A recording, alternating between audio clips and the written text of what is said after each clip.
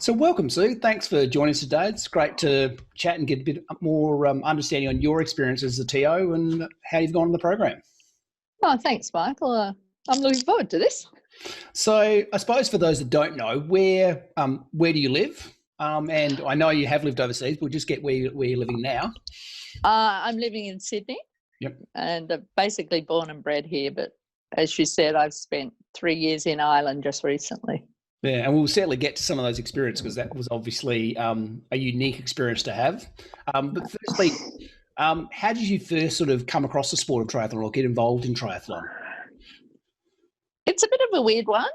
Our eldest son was diagnosed with cancer.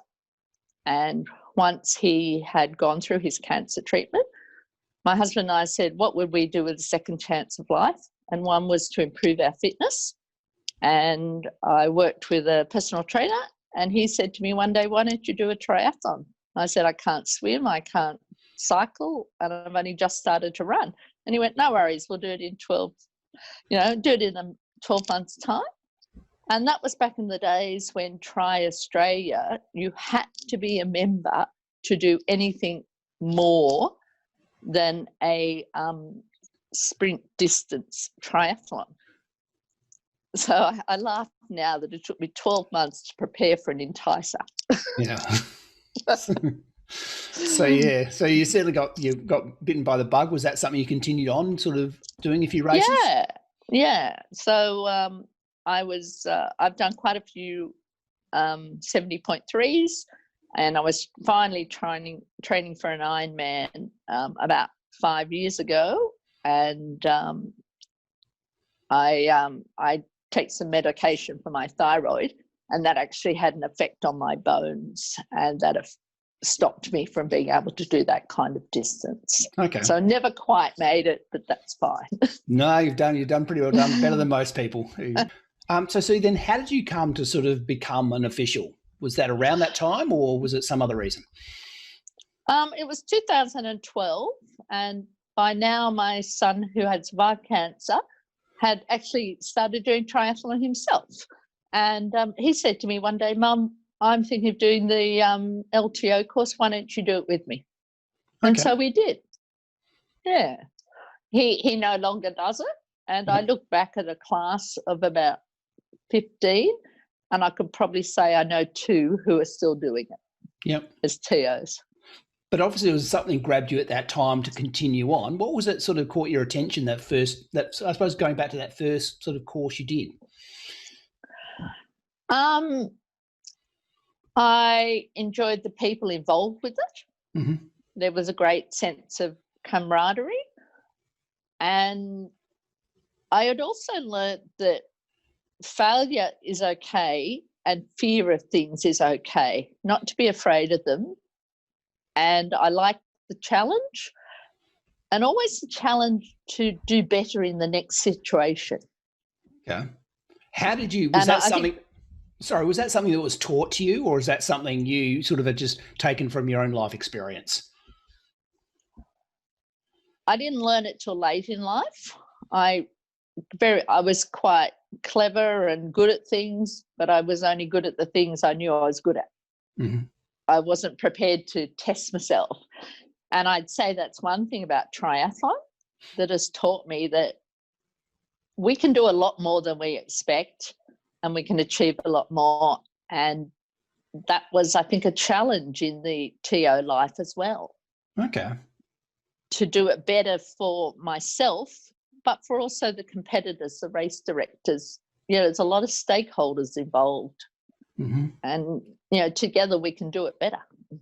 Can you recall some early experiences there where you were challenged and probably maybe put out your comfort zone a bit there? I'll never forget one 70.3, and I was fairly new, and I was put on to the pros on the motorbike. And I was scared stiff, and I think they knew it. They very much tested the limits. Mm-hmm. And in many ways, I felt I was put a little bit out of my depth in doing it. Yep.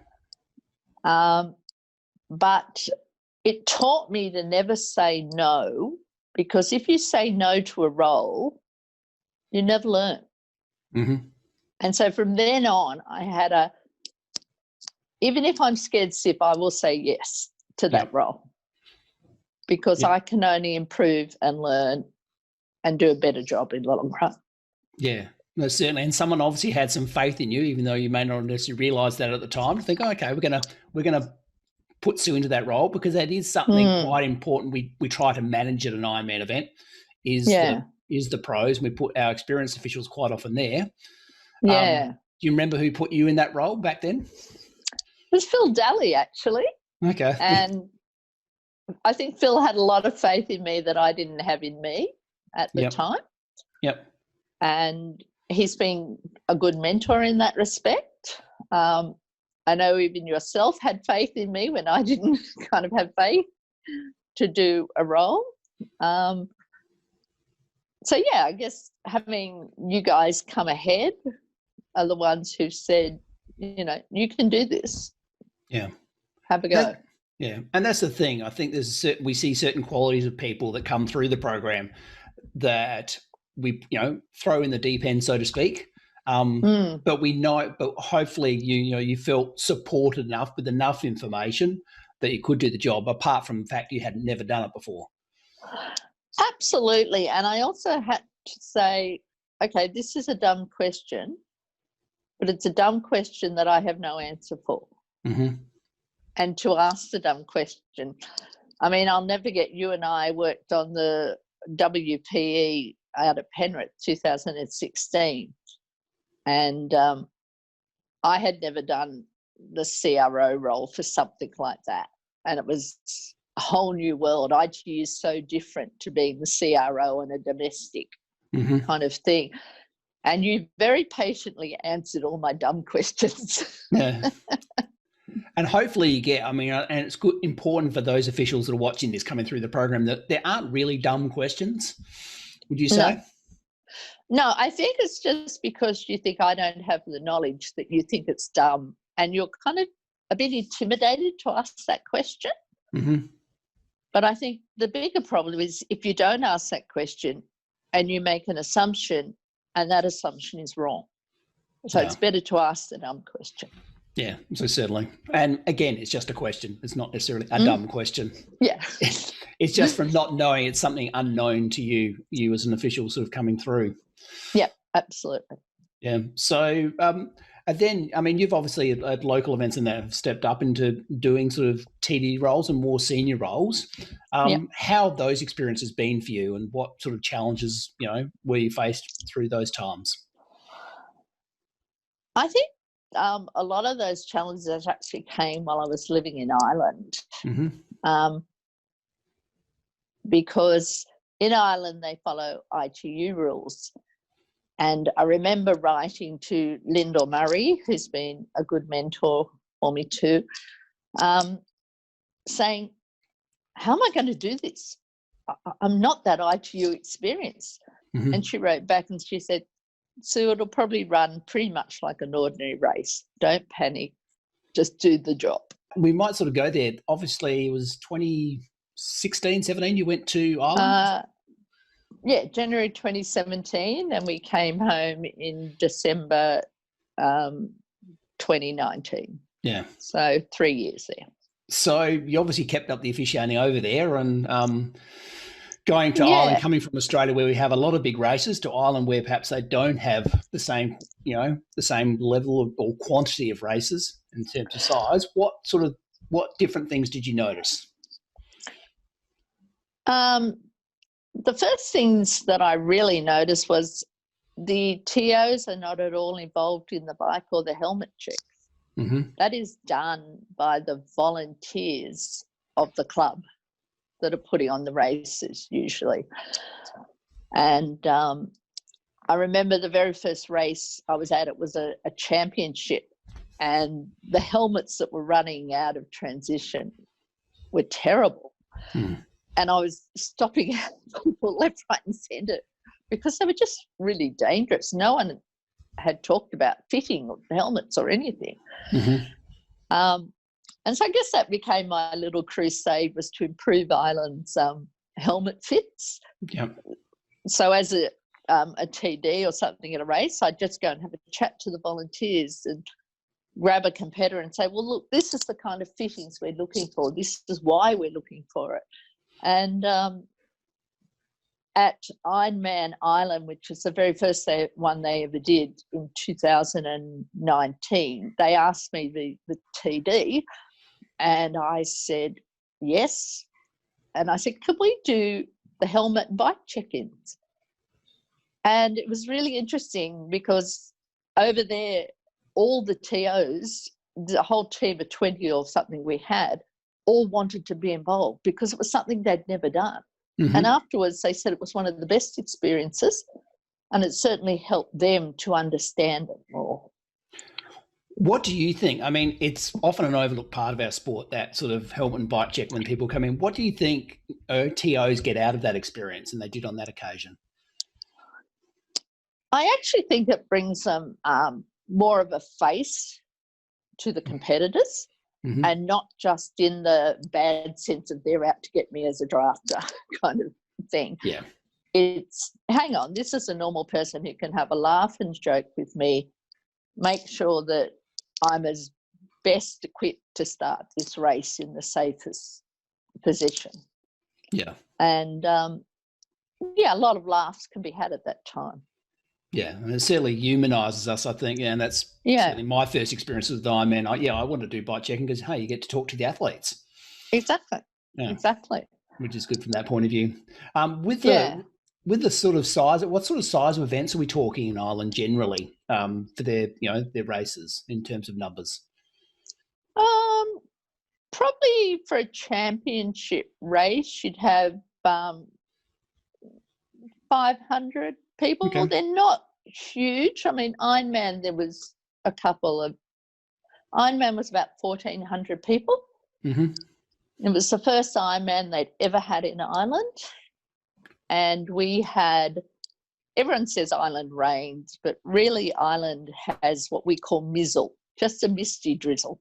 Yeah. This day we had almost like a year's rainfall in one day. Okay. It was torrential. It was, it was unbelievable. So memorable for all the wrong reasons in that regard. Yeah, and you had to keep swapping the team out so they could have a cup of coffee to warm their hands up because they were so cold being outside. And I think 25% of the field dropped out. Okay.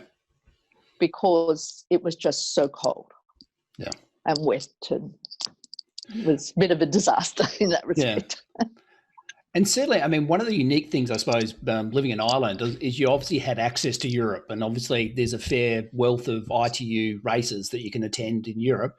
Where was your first sort of ITU race that you attended over there? Because at the time you were a level 1 ITU official, so you were able to go to these races. Where did you first go? It was in Kitzbühel. I had watched Kitzbühel races on TV for years, and I'd said to my husband, I'd love to officiate at Kitzbühel one day, never ever expecting it as a possibility. Mm-hmm. And when I looked through the ITU calendar when I went there, I saw this race, and it was a 5-day festival. And so I went to Kitzbühel, and it was a team of 70 TOs. And 70. the only person, 70. 70, yes. 70, sorry. Yeah. The only person I knew there was Sim. And he was only a last-minute addition because he'd had to leave Australia. Mm-hmm. So, and that was very daunting. And, it was just very daunting. I mean, obviously a different, we have a large ITU family around the world, but through that experience, did you obviously, grow and meet some new people there and feel welcomed? Absolutely. I remember on the first briefing, I went in to get something from the Mayman Auditorium, and Alpar Nagy and Bella Varga were in there writing just completing the briefing for them to start. And they both turned around and went, "Oh, you're a native English speaker." how do we say this? And they showed me the slide, and I went, well, no, you wouldn't say it like that at all. And so they said, well, you tell us what to write. Yeah, I often joke that I should have a career in anglicising some of the European briefings. Yes, because I mean, although the IT official language is English, it's not necessarily the first spoken language in a lot of these countries. That's correct. Yeah. So obviously, it sounded like a reasonably positive experience seeing Kitzbühel. And what was there any sort of standout moments there for you? I was on the finish line team, and we were doing manual backup, and that varied from an elite race of 50 people to an age group race of 800 or 1,000 or something. And we had 100% accuracy rate until the men's age group race. And the race referee came to me and said, you've made a mistake. I said, what have we done? And they said, you've left out 30 people. You've lost them. You have to find them. And so the whole finish team got together and we went through all the photographers' photos. We went through the backup camera. We went through everything. We started ringing the competitors to find out, had they started their race? We went to the bike check-in people saying, okay, where's your list of bikes that people, what are the holes in the bike? They hadn't done it. So we couldn't actually tell the person had put their bike in to start the race or not. In the end, we contacted 15 of the 30 and they hadn't started. And so they went, okay. But I think it was because the race referee, it was such an unusual experience to have that many names not turn up on the finish that they were panicking too. No, okay. Yeah. So so moving on from Kitzbühel, then you obviously experienced some other events. Yep. What were we probably haven't got. We'd love to go through them all, but what were some of the more unusual events you went to? Probably the European multisport events were the ones. Okay. Yeah, they were the new things. The European Union hadn't done them before. Okay. And I went to the very first one in Ibiza. I thought, oh, well, that sounds like somewhere interesting. I've never been. And turned up, and it was myself as a level 1. There were 2 level 2s and 3 level 3s, 4 level 3s that were there for the whole 10, 12 days. And there was a team of Spanish officials, of which I reckon 90% didn't speak any English. And then we had a couple of other officials who came in like for 3 or 4 days at a time. So the nucleus was about a group of 8 who had to run these 7 or 8 races over this 10-day period. And if you ever want to be put in the deep end and do work above your pay level, that was the circumstance. Yes, absolute killer. Yeah. So what was challenging about it for you? How were you actually challenged there? What sort of roles did you have to take on and things you had to do? Well, I thought I was level 1, so of course I didn't bother to take my computer. All of a sudden, I have the 2 race referees asking me to perform all these things on the computer that, so of course we had to source a computer. And so that really threw me, and it's taught me to take a computer with me because you never know what you're going to be called upon to do. I was in the penalty box on the first race, and I was looking at this first race, and the athletes had to come down and do a U-turn for the second lap, and the finishing athletes went straight ahead. But of course, you're on the opposite side of the road there. So you've got the fast athletes on the inside and the slow athletes coming down the outside, and they're wanting to turn for the U-turn, and the fast athletes are wanting to go straight ahead. Okay. It hadn't been looked at kind of properly. And so I found myself not caring about the penalty box, but standing in the middle of the road and having to direct them. It wasn't easy, I'll put it that way. Certainly. And it was interesting because the next day I had so many people who came up to me and said, you put yourself in so much danger in that situation. I said, yes, but the athletes were in more danger than I were. We did have 3 that T-boned, slower athletes. But I said, if I hadn't been there, that would have been a lot more. Yes. So moving forward then, obviously you've like these multisport festivals. Is something you'd like to sort of, see more of and be part of? Yeah, I do enjoy them. As a TO, your roles change. Like you have usually 2 teams.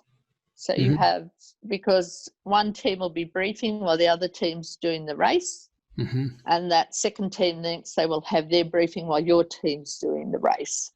So having 2 teams, there's crossover of both teams, but they're not done in the one place. Because they're cross duathlons versus normal duathlons, you're out in the middle of the country. In Estonia, not Estonia, I was in Romania for one last year. And we had to travel, it was mostly in the centre of Targamuras, and your main events around there. But then, your 70.3 kind of long distance one was an hour and a half this way up in the Lakes District, and then the other one was this way. And, it was in an area of Romania where people drive wooden carts as farmers. And on top of the telegraph poles, the storks live. Now, we've never seen anything like that in Australia. No, certainly. And I've got to ask you this one, because I know it's something you were part of, which was we'd never seen in Australia, is the winter triathlon. Now, that was fabulous. You have to share briefly just your experiences there, because it's obviously very different to what we normally would see in Australia. Yeah, that again was up in Romania. We had to drive past Dracula's castle to get there. And it was, they run, they bike, and they ski. And even to the little thing like they're cross-country skiing all the way, but for the finish shoot, they have to ski normally. They have to do the regular kind of skiing. They're not allowed to cross-country ski through the finish shoot. Okay. And, that was great. I mean, we had TOs there from Germany, Romania, Tunisia, me from Australia. It was yes. It was a highlight. That was one of the things that I'd hoped to do while I was there. Yeah. And it was actually, some of you might know Peter Kloss. He was head of the Romanian Triathlon Federation, and he was passionate, absolutely passionate. And unfortunately, we lost Peter last year very suddenly with a heart attack. Yeah. So lots of good memories of that. Certainly. And obviously you've witnessed lots of different things over your time as an official. Is there something particularly inspiring that you've seen that you go, wow, that was a great moment to witness, be part of? No, I can't think of anything that really stands out. I know that I was in Turkey one time and I was at the finish line, and the lead female wheelchair athlete crossed, and I had a little bit of a chat with her. And then at Devonport this year, I was walking through the transition and she called me. I hadn't realised she was there visiting. She had come to Devonport, and she was so excited that she'd seen someone over in Turkey, and here she was in Australia to see this person. Yeah. Yeah. So, I mean, that's totally unique. Yeah. I mean, obviously we're at a time where, we're sort of locked down, so to speak. We're fortunate in Australia. We've had a lot of our sort of summer events.